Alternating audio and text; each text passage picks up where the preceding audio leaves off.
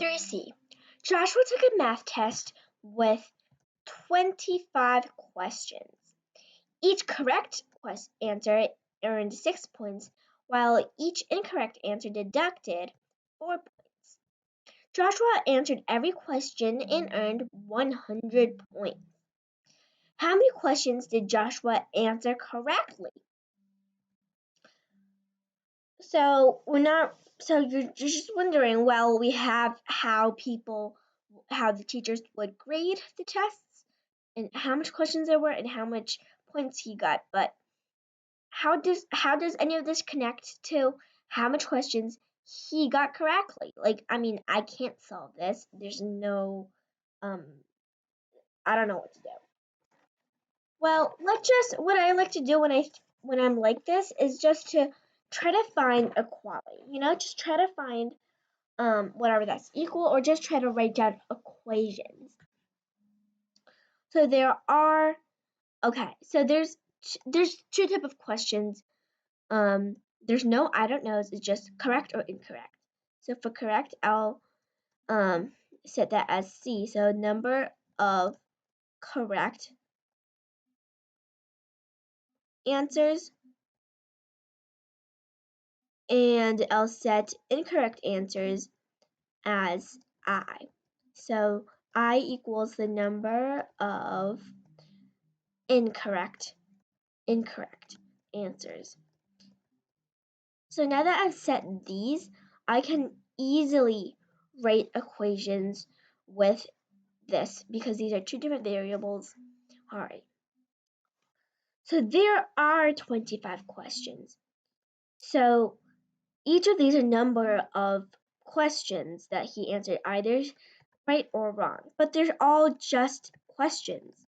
So C plus I, the number of correct questions and the number of incorrect questions all put together would be the total of 25 questions.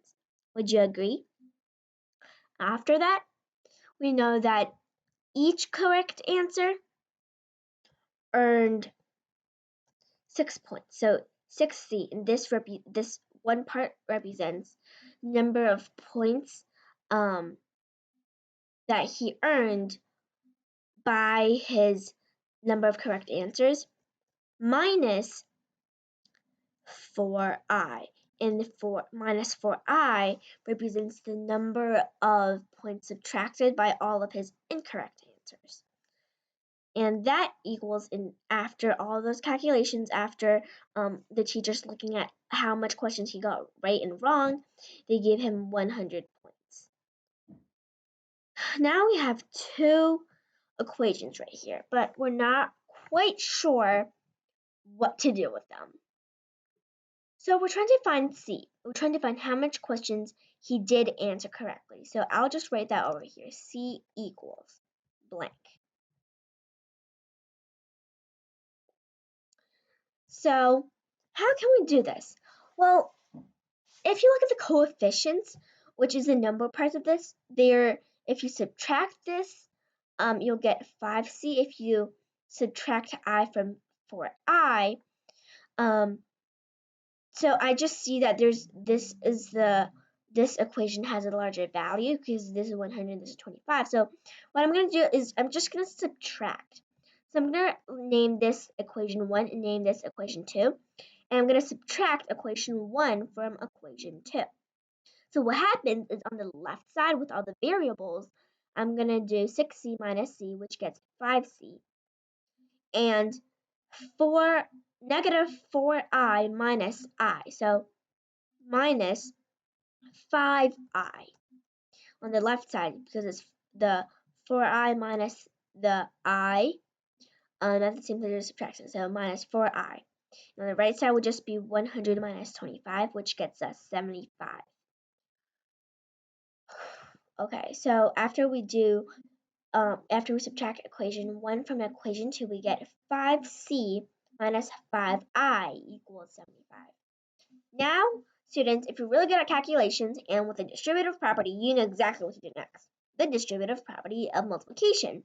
Of course, what we do is we see that there's both factors of 5 with 5C minus 5I.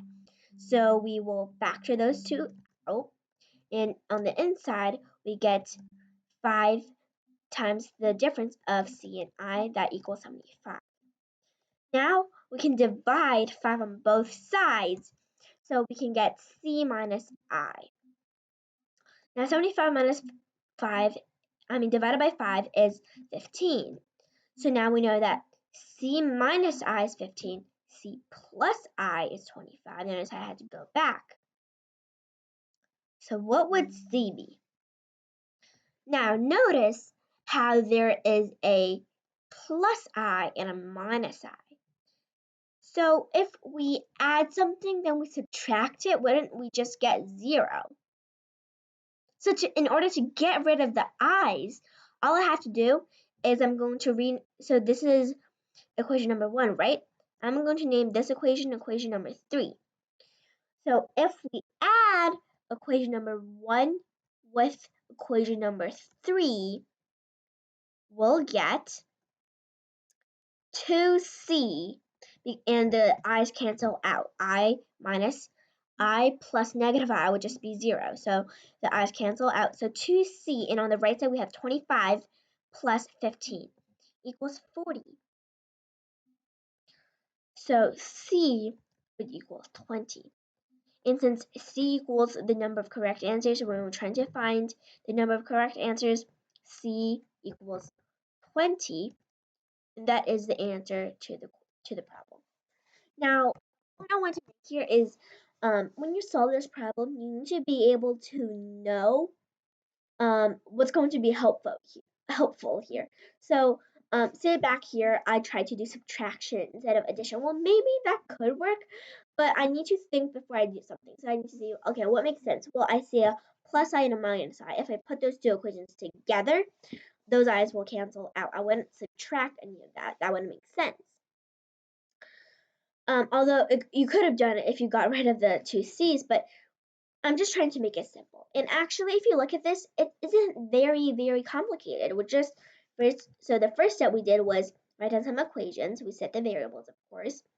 And then we just did, like, we took equation 1 from equation 2 because equation 2 it was greater.